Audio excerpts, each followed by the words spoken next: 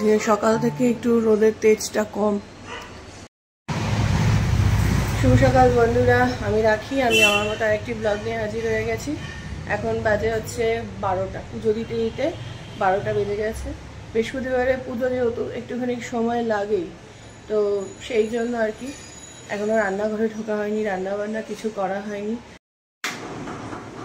Current এসছে আমাদের এখানে না, কারেন্ট হচ্ছে মানে চলে গিয়েছিল। কারেন্ট না থাকলে তো জলও পাবো না, তো সেটাই চিন্তা করছিলাম, যদি কারেন্ট না আসে মহা মুশকিল হয়ে যাবে।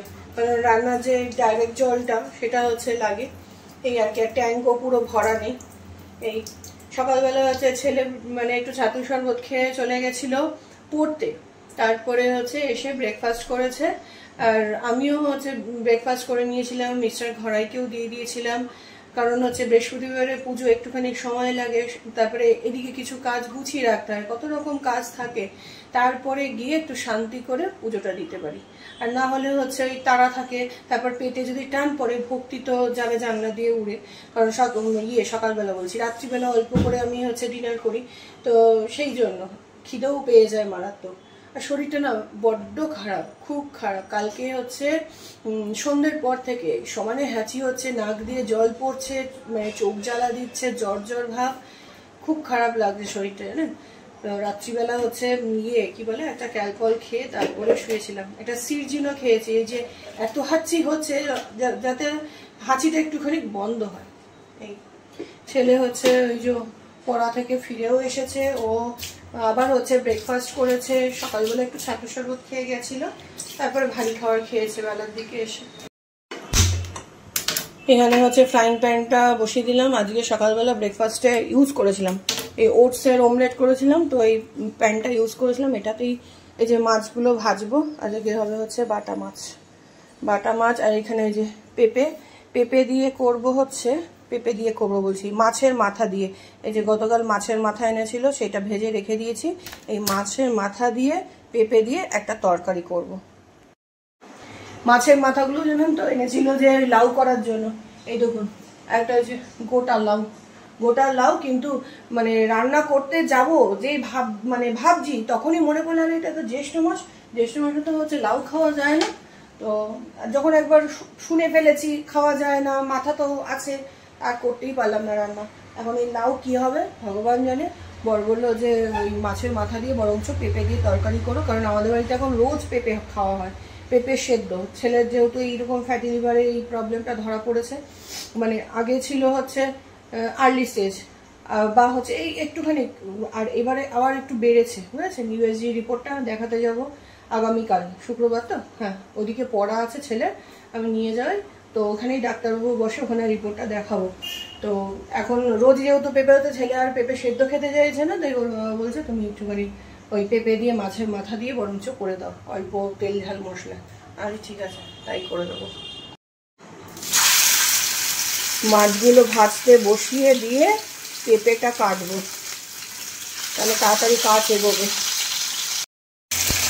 আর কি বলুন তো, আমার ঠান্ডা লাগার মেইন কারণ সেটা হচ্ছে এই যে চুলটাকে বেঁধে রেখেছি, কালকেও এরকম বেঁধে রেখেছিলাম, তারপর শুকানো হয়নি। আর ওই এসি ঘরে ঢুকেছি এই চুল দিয়ে, মানে যখন দুপুরবেলা খেতে ঢুকেছি তখন চুল ভেজা, এসি ঘরে ঢুকেছি, ওই জন্যই মনে হয় ঠান্ডাটা লেগেছে। হ্যাঁ, হাজবেন্ড বলছিলেন যে তোমার এই চুল ভেজা অবস্থায় এসি ঘরে ঢুকেছো, তাই জন্য। আমি কী করবো, গরমও তো লাগছে, মারাত্মক গরম পড়েছে, একটা ঘাম হচ্ছে, ঘামে হয়েছে না এই চুল ভেজাতে হয়েছে ভগবান জানে। এখন ভাবছি একটুখানি চা খাবো, আদা চা করে রেখেছিলাম, সেটাকে মাইক্রোওয়েভে ঢোকাবো, ঢুকিয়ে গরম করে খাবো। প্রচণ্ড কষ্ট হচ্ছে জানেন। আর সর্দি আর আমার শীতটা গেলে উঠে, তাই না, শীতটা নেই। আর সর্দি জ্বর লাগে না, চোখ মুখ টানে, জ্বালা দেয়, কী যে কষ্ট হয়। আজ সিজিন খেয়েছি, প্রচণ্ড ঘুম পাচ্ছে।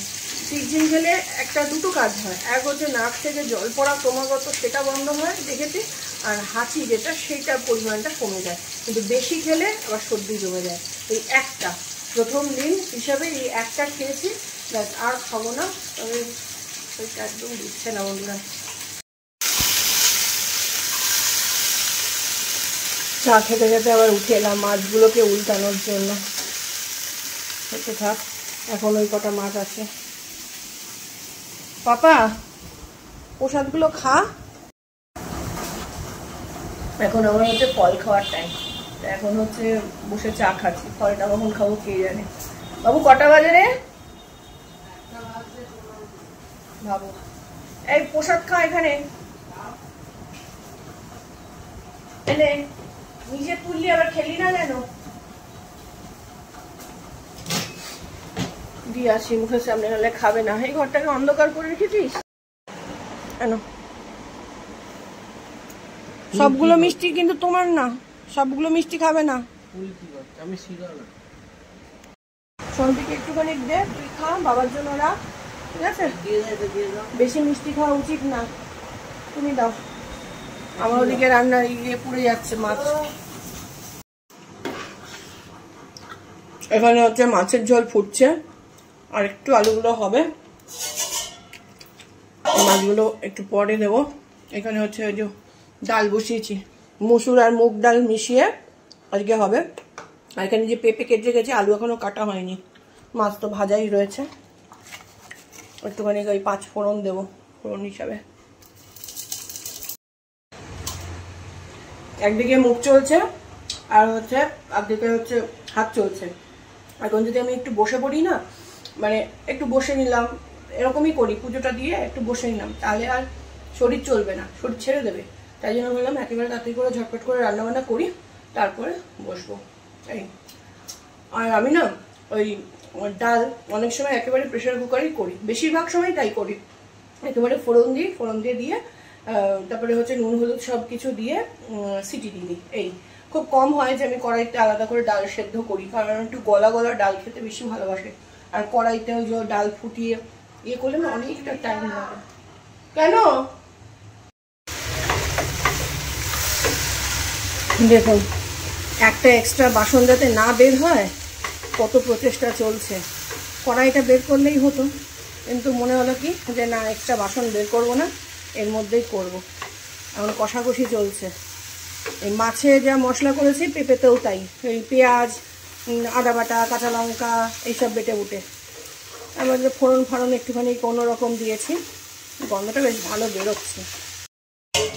আমার এখন রান্নাঘরে ঢুকলে একটা কথাই মাথাতে আসে সারাক্ষণ, যে কম তেলে কিভাবে সুস্বাদু রান্না করা যায়, বুঝলেন? এটাই এখন আমার লক্ষ্য হয়ে দাঁড়িয়েছে। টেস্টি হবে কিন্তু কম তেলে হবে।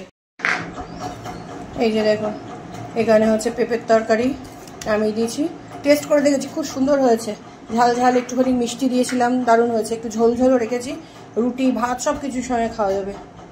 আর এখানে এই যে ডাল, মুগ আর মসুর ডাল মিশিয়ে, এটা কেমন হয়েছে কে জানে, আজকে কোনো রকম করলাম, বুঝতে পারছি না কেমন হয়েছে না টেস্ট করলে। আর এখানে হচ্ছে আলু আর ঝিঙে দিয়ে ওই কি বলে বাটা মাছের ঝোল। আর এখানে তো এই যে ভাত, ব্যাস। ঘুরমুর করে উঠলো না, বাজ পড়লো, জোরে মেঘ ডাকলো না, কেমন হয়ে গেল একটা ওয়েদারটা। ভালো টাইমে এলে, জোর নামবে মনে হচ্ছে বৃষ্টি।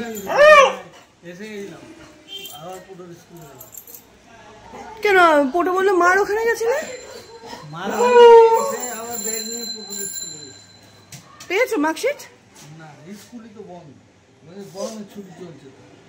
আমি ওই জন্য বলছিলাম ফোন করে যাও।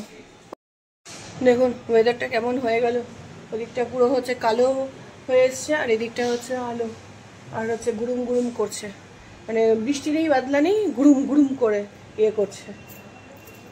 তো যাই হোক না কেন, মিস্টার ঘরে আমি রান্না করতে করতে শুনলাম যে মিস্টার ঘরে ঢুকেছেন, তারপরে ছেলে বললো এরকম মেঘ ডাকছে, বুঝতে পারছেন?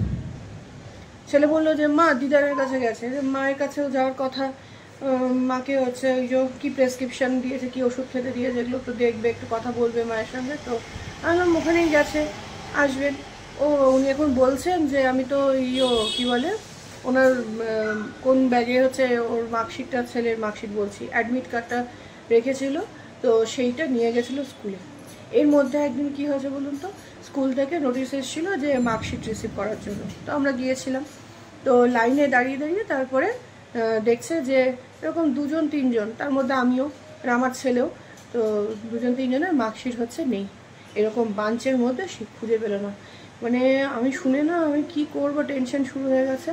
তারপরে ওনাদের মধ্যেই একজন বলছে একটা হচ্ছে লিস্ট, সেটা হচ্ছে নাম মানে ডাকছে যে এরা রিভিউয়ের জন্য দিয়েছে, তাই জন্য এখনও এদের মার্কশিট আসেনি।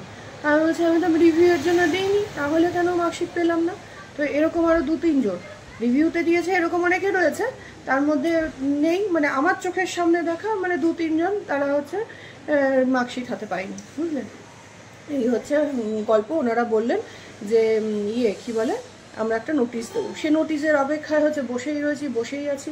তারপরে হচ্ছে মেল করা হয়েছে, স্কুলে কোনো রেসপন্স নেই, ফোন করা হচ্ছে ধরছে না। তো ওর বাবা গিয়েছিল, তো বললো যে এখন তো স্কুলের ছুটি চলছে, স্কুলের ছুটি ওভার হবে, তারপরে গিয়ে হচ্ছে মার্কশিট হাতে পাবো। তো বলছে নাহলে ফাদারের সঙ্গে হচ্ছে দেখা করতে হবে, টাইম বলছে সকালবেলার দিকে। ফাদার তো এই সমস্তগুলো ডিল করে না। তো সেদিনকে যখন বললাম তখন বললো যে কিছু মার্কশিট হতে পারে যে ফাদারের কাছে রয়েছে বা কিছু, এরকম হওয়ার কথা না, সেই বাঞ্চ নিয়ে বসেছে, তো এরকম কেনই বা হবে? তারপর বলছে ফাদার এখন ইন্টারভিউ নিচ্ছে, এখন তো ওই ঘরের রুমে ঢোকা যাবে না, আপনারা পরে আসুন। বুঝলেন কি যে হলো আর কি, মানে আমি জানি না এখন, মানে ওটা না সারাক্ষণ হচ্ছে ওই চিন্তা মাথার মধ্যে ঘুরছে। আপনাদেরকে বলছিলাম না আগের ব্লগে যে এর মধ্যে কত কিছু হয়ে গেছে। আমিই গিয়েছিলাম নিতে ছেলের হচ্ছে মার্কশিট, যতদিন না হচ্ছে মার্কশিটটা হাতে পাচ্ছি না, মানে একটা টেনশন কাজ করছে না। যদিও ছেলের বাবা বলছে কেন টেনশন করার কি আছে, সে তো স্কুলের রেসপন্সিবিলিটি, তুমি তার সাইন করনি কিছু না, তো তবুও বলুন একটা টেনশন না যে মার্কশিটটা হাতে পাবো। তো জানি না যতদিন না পাচ্ছি, এখন কবে স্কুল খুলবে তারপরে গিয়ে মার্কশিটটা দেখতে পাবো ছেলে। বুঝতে পারছেন? এই তো হচ্ছে অবস্থা। আমার কথা হচ্ছে কেনই বা হচ্ছে যাবে, কোথায় বা সরবে, স্কুলের দায়িত্ব কি যে তাহলে একসঙ্গে গুছিয়ে নিয়ে বসেনি কেন, তাই না? তারপর মাইগ্রেশনের জন্য একদিনকে ডেকেছিল, মাইগ্রেশনের জন্য কিছু টাকা পয়সা দিতে হয়েছে, একটা ফর্ম ফিল আপ করতে হয়েছে, তো সেটা সে ছেলে গিয়েছিল, সেটাই আমরা যাইনি। তো আবারও হচ্ছে সেদিনকে যখন গিয়েছি ওই মার্কশিট আনতে, সেদিনকেও হচ্ছে টাকা পয়সার জন্য বলছিল। তো আমরা বলছি একটা মানে মার্কশিট নেবো, তারপরে মাইগ্রেশন বা টিসি এটা সেইটা হচ্ছে নেবো, তার জন্য টাকা পয়সা দিতে হয়। তো মিস্টার ঘরাই বলছে, অনেক গার্জেন জিজ্ঞেস করছে, তারপরে মিস্টার ঘরাইও বলছে যে কোথাও তো দেখিনি যে হচ্ছে এরকম টিসি নিতে হবে, তার জন্য হচ্ছে টাকা পে করতে হয়। আমি যে কোথাও তো দেখোনি, মানে আমাকে বলছে তোমাদের সময় লেগেছিল, আমাদের সময় লেগেছিল। আমি বলছি না, আমি বলছি যে আমরা তো সরকারি স্কুলে পড়েছি, আর এরা তো পড়েছে বেসরকারি স্কুলে না, এখানে হচ্ছে মানে যাই হোক না কেন স্কুলে টাকার গল্প, টাকা ছাড়া কোনো কিছু না। তাও এদের স্কুলে বলবো একটুখানি কম, অন্যান্য স্কুলে তো শুনছি আরও বেশি টাকা নিচ্ছে, বুঝলেন? এই তো স্কুলগুলো এখন হচ্ছে মানে স্টুডেন্ট তৈরি করার কারখানা নেই, টাকা কামানোর কারখানা হয়ে গেছে। কবে পাবি মার্কশিট, এখন ততদিন পর্যন্ত ওয়েট করতে হবে। কতবার স্কুলে ফোন করেছি, ফোনও রিসিভ করেনি। এই দেখুন এর অবস্থা দেখুন। আমরা শোবো কি, ইনি আগে এসে হচ্ছে বালিশে মাথা দিয়ে শুয়ে পড়বে। কি করে বোঝে যে বালিশে মাথা দিয়েই শুতে হয়? কি মাম্মা আমার জায়গাটা দখল করে নিয়ে নিয়েছিস? হ্যাঁ কি শুবো না আমি? সরেছ মামা, সরেছ মামার কোলে ঢুকে শুতে হবে বলো? আমাদের খাওয়া দাওয়া কমপ্লিট, এখন একদম নাক ঠাক বন্ধ হয়ে গেছে এখান দিয়ে, আবার এই নাকটা বিশেষ করে বন্ধ হয়ে গেছে, সুসুর করছে সমানে। একটা ক্যালপল খেলাম, এখন একটুখানি রেস্ট নেবো ভালো করে, আর একটু ঘুম দরকার, প্রচণ্ড ঘুমও পাচ্ছে। আর মিস্টার ঘরে একটুখানি খবর দেখছেন, উনি তো রেস্ট করবেন না, উনি এই 3:30 বাজলেই বেরিয়ে চলে যাবেন। মেঘ ডাকছে এখনো গুড়গুড় করে, সামান্য একটু বৃষ্টি হলো, যতটা বৃষ্টি হওয়ার মানে ভাবছিলাম হবে, এত মেঘ ডাকছে ততটা হলো না, সামান্য একটু হলো, হয়তো সন্ধ্যার দিকে হতে পারে। তো চলুন বন্ধুরা, আমি একটুখানি রেস্ট করবো, শরীরটা যেহেতু ভালো না একদমই। আজকের ব্লগটা আর বেশি বড় করলাম না, এখানেই ব্লগটা আমি শেষ করলাম। যদি আপনাদের ব্লগটা ভালো লেগে থাকে তাহলে প্লিজ একটা লাইক কমেন্ট শেয়ার করবেন, অবশ্যই সাবস্ক্রাইব করে দেবেন। দেখা হবে আবার অন্য কোনো দিন অন্য কোনো একটা ব্লগ নিয়ে। আজকের মতো টাটা, ততদিন সবাই ভালো থাকবেন, সুস্থ থাকবেন, সাবধানে থাকবেন।